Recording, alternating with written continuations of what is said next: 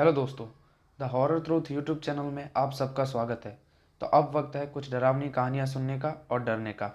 अगर आप हमारे चैनल पर नए हो तो इसी तरह की और डरावनी कहानियों के लिए हमारे चैनल द हॉरर ट्रूथ को सब्सक्राइब जरूर कर लें।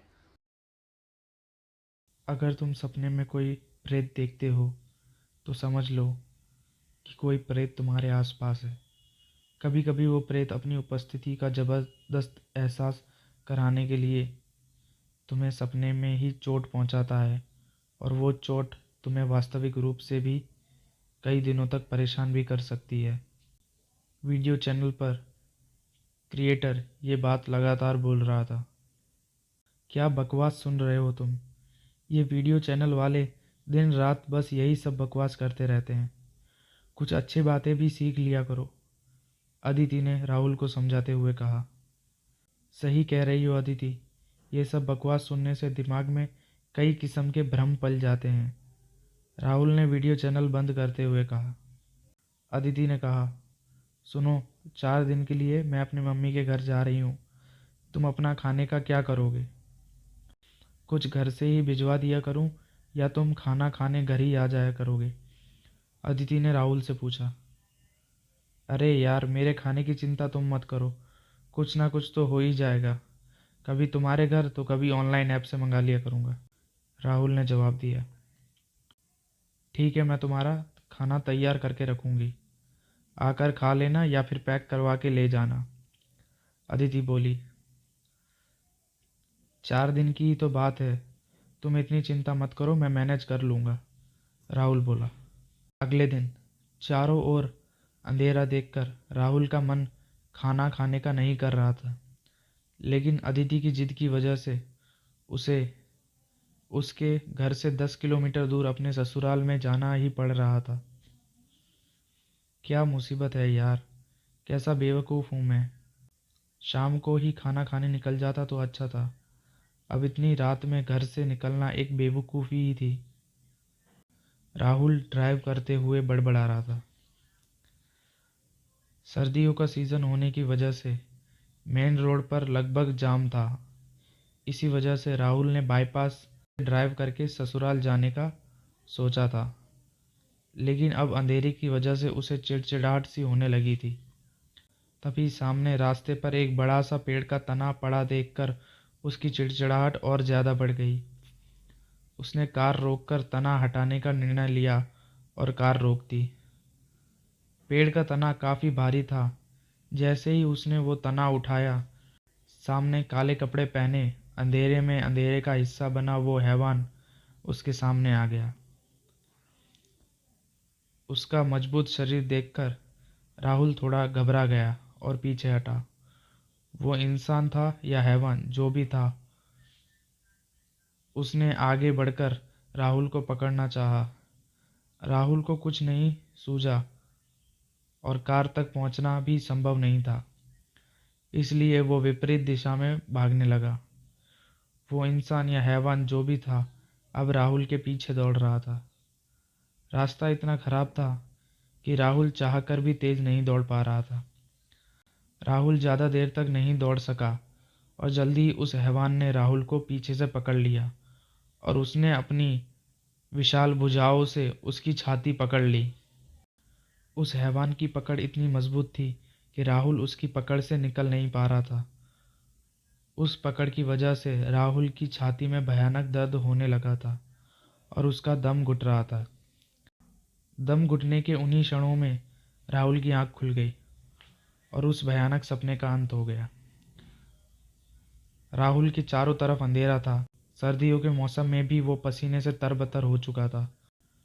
और सबसे खतरनाक बात यह है, जहाँ से उस हैवान ने अपनी बाहों से राहुल की छाती पर कसी हुई थी, उसी जगह से उसी जगह अब राहुल को बहुत ही ज़्यादा असहनीय दर्द हो रहा था। तो ये सपना था, ये सच। तो दोस्तों, आज की हमारी ये कहानी यहाँ पर ख़त्म होती है। तो चलिए अब अगली कहानी शुरू करते हैं। संसार में ऐसी अनेक जेलें हैं जहाँ पर भूतों का वास माना जाता है। ये जेलें भूतहा जेल कहलाती हैं। अनेक लोगों द्वारा उन कैदियों के भूतों को देखने का दावा किया जाता है जिन्होंने लंबे समय तक कारावास की सज़ा काटी है। कुछ कैदियों को जीते जी अपने जेलों से इतना लगाव हो गया कि मृत्यु के बाद भी वह भूत बनकर अपने जेलों के कमरों में वापस आ गए। ये भूत अपने जेल के कमरे में अन्य कैदी का रहना भी बर्दाश्त नहीं करते थे। नतीजा, कई जेलों के कमरों को हमेशा के लिए बंद करने का निर्णय लेना पड़ा। ब्रिटेन की डरहम जेल में नामी अपराधी डेविड डेविंसन को लाया गया था। यहीं पर डेविड ने अपनी ज़िंदगी के 50 साल गुजारे थे। जब उसकी सज़ा पूरी हुई तब तक डेविड को इस जेल से इतना लगाव हो चुका था कि रिहाई के बावजूद भी वो इसी जेल में रहना चाहता था। इस संबंध में डेविड ने तभी के गवर्नर जिरात क्लेटन को प्रार्थना पत्र भेजा, जिसमें शेष जिंदगी भी जेल में ही बिताने की अनुमति मांगी थी। गवर्नर ने डेविड की मांग को अनुचित ठहराते हुए तात्कालिक रिहाई की आदेश जारी किया। डेविड ने मन मारकर जेल छोड़ दी और अकेला रहने लगा। रिहाई के कुछ समय बाद ही डेविड की मृत्यु हो गई। डेविड के भूत ने उस डरहम जेल की उस कमरे में कब्जा जमा लिया जिसमें उसने सजा काटी थी। तब से डेविड के भूत ने उस कमरे में किसी भी कैदी को टिकने नहीं दिया। डेविड का भूत आधी रात को उसके कमरे में रह रहे कैदियों को इतना परेशान करता कि सभी कैदी चीख चाक कर बेहोश हो जाते थे। आखिरकार जेल प्रशासन ने जेल के उस कमरे को हमेशा के लिए बंद करने का निर्णय लिया। तो दोस्तों, आज की हमारी ये कहानी यहाँ पर ख़त्म होती है। तो चलिए अब अगली कहानी शुरू करते हैं। रात के करीब 2:30 बज रहे होंगे। नाइट शिफ्ट करने के बाद मैं पैदल ऑफिस से घर की ओर लौट रहा था।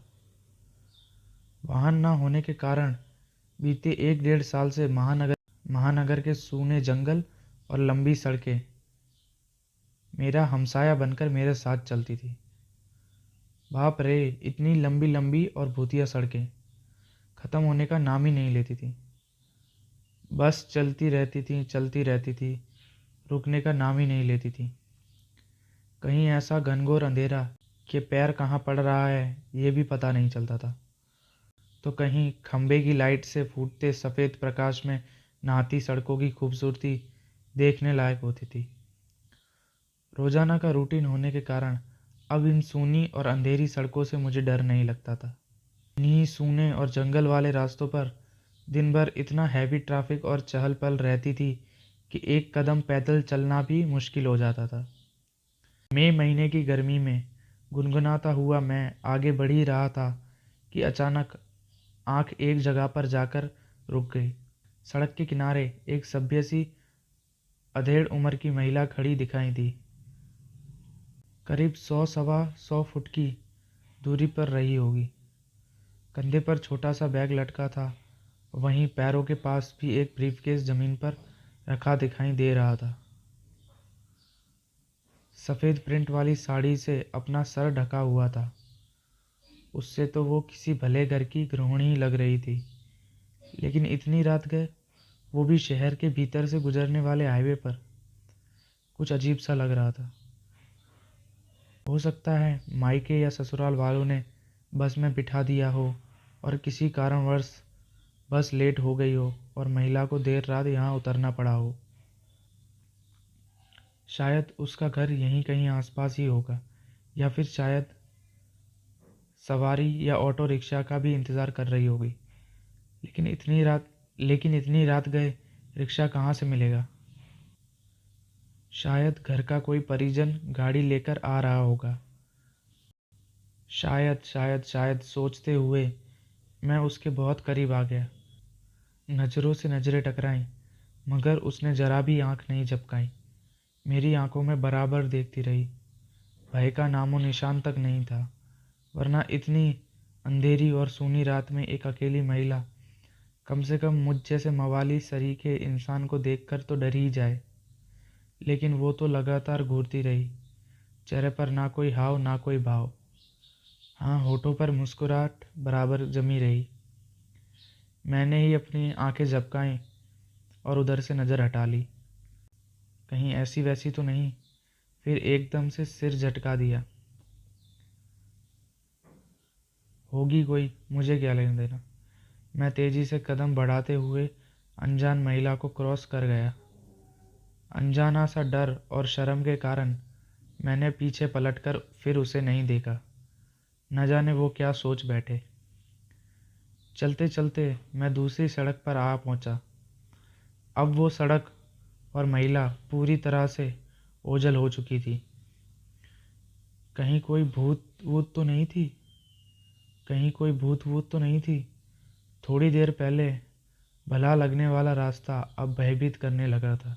मैं जल्द से जल्द अपने घर पहुंचना चाहता था, इसीलिए मैं बहुत तेज़ी से चलने लगा।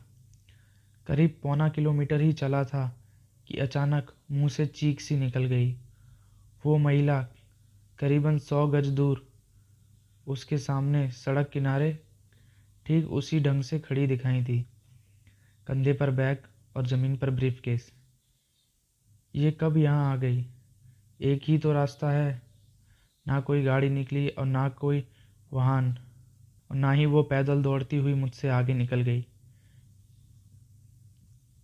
मेरा पूरा शरीर डर के मारे पसीने से तरबतर हो गया था। मुझे लगा कि आज की रात मेरी आखिरी रात है। वो भूतिया औरत है और कुछ देर में मुझे चबा चबा कर खा जाएगी।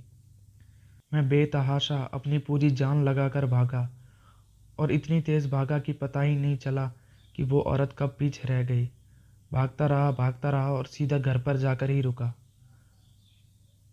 मेरी सांस बहुत तेज़ तेज़ चल रही थी।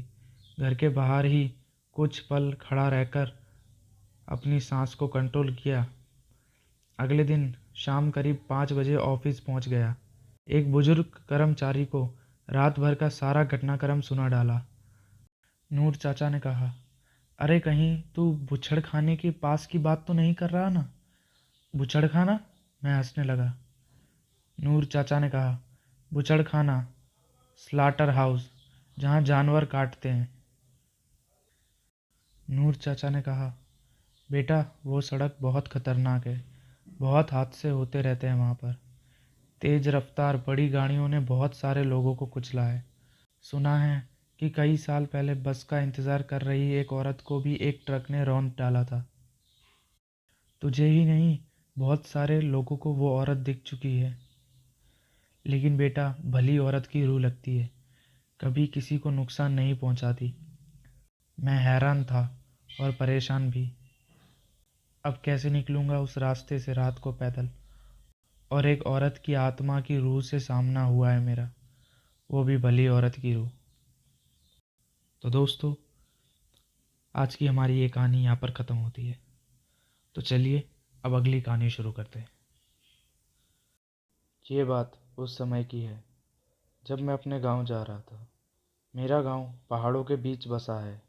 घनी आबादी से अलग मेरे गांव में एक कच्ची सड़क है जिस पर केवल एक ही बस चलती है जो गांव से बाहर तक ले जाती है और अंदर तक लाती है।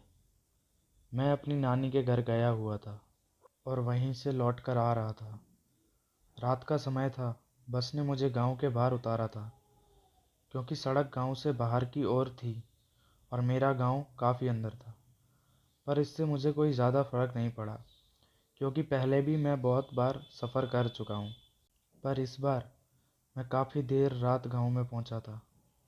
मैंने अपना सामान उतारा और उसे उठाकर अपने घर की ओर चलने लगा। उस समय रात के लगभग 12:30 बजे थे और जैसा कि आप जानते हो, गांव में लोग जल्दी ही सो जाते हैं और वैसा ही था। पूरा गांव सुनसान पड़ा था। ऐसा लग रहा था मानो जैसे गांव नहीं कोई जंगल में आ गया हूँ। मुझे अब थोड़ा डर लगने लगा था। मैं बस भगवान से प्रार्थना कर रहा था कि जल्दी से घर पहुँच जाऊँ।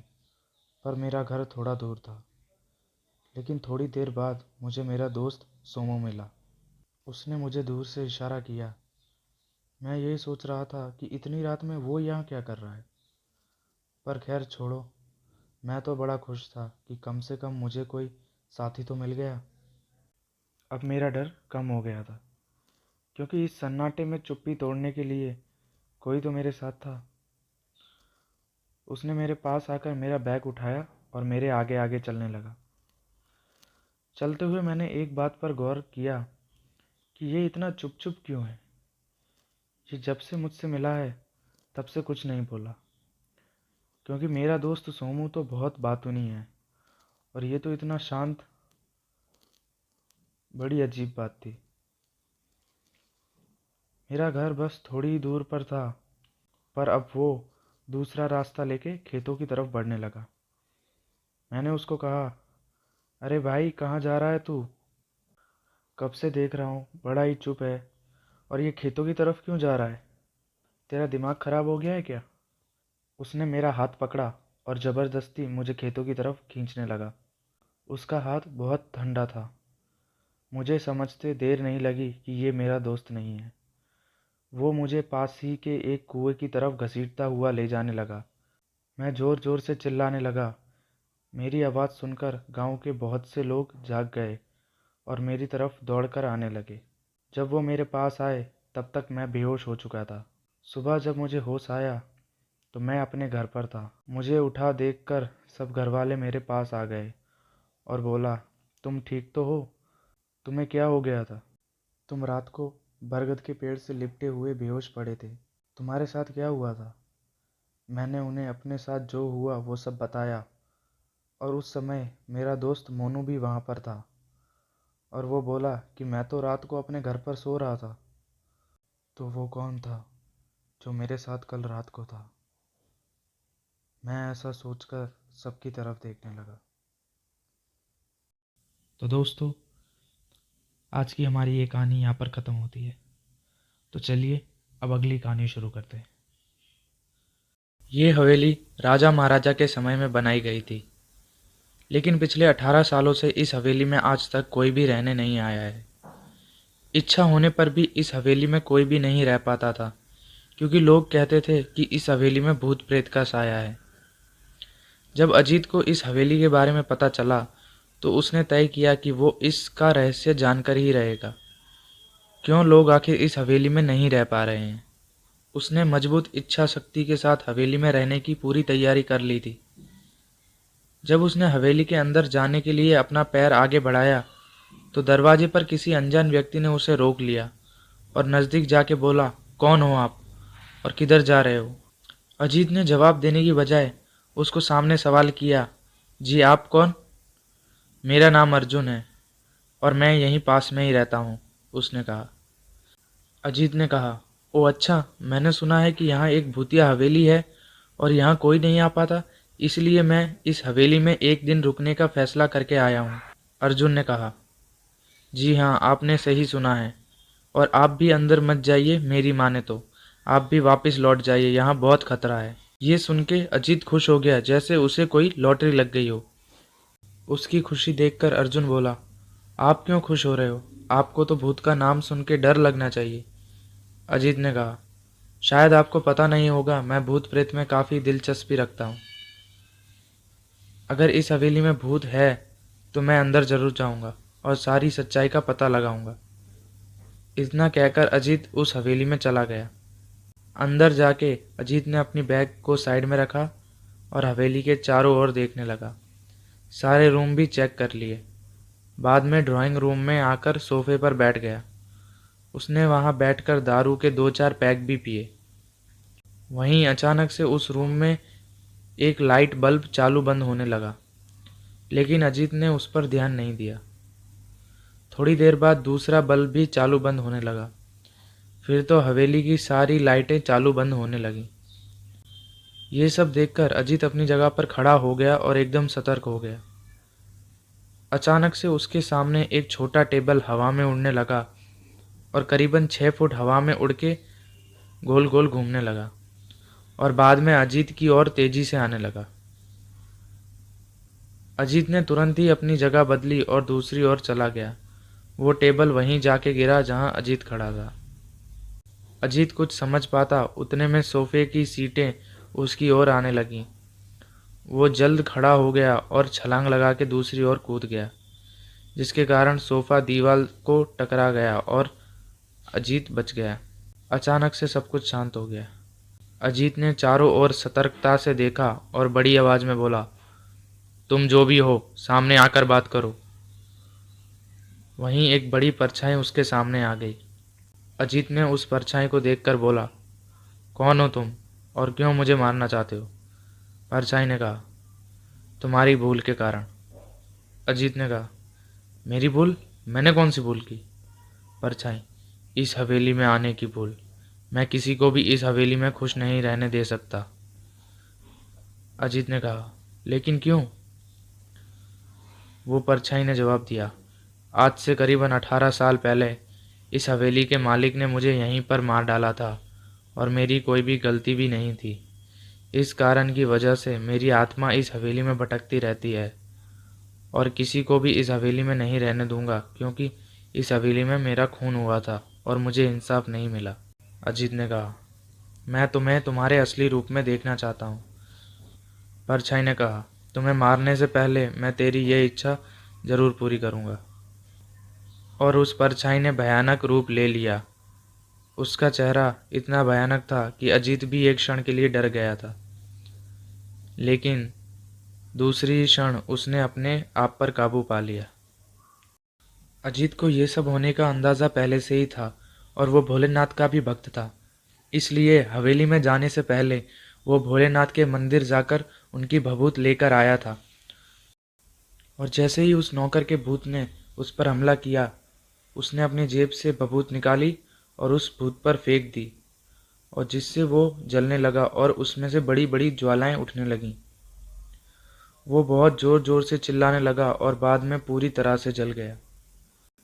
उसके बाद जाकर कहीं अजीत ने चैन की सांस ली और वहीं पर सो गया। दूसरे दिन सुबह जब अजीत को सही सलामत हवेली में से बाहर आते हुए देखा तो अर्जुन को बहुत आश्चर्य हुआ। अर्जुन ने अजीत से पूछा, तुम जिंदा कैसे हो?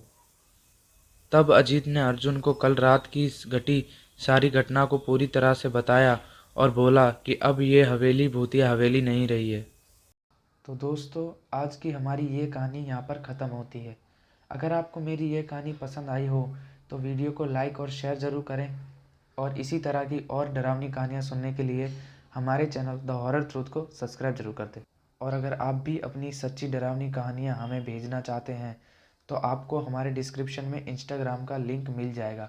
आप वहाँ जाकर अपनी सच्ची डरावनी कहानियाँ हमें भेज सकते हैं।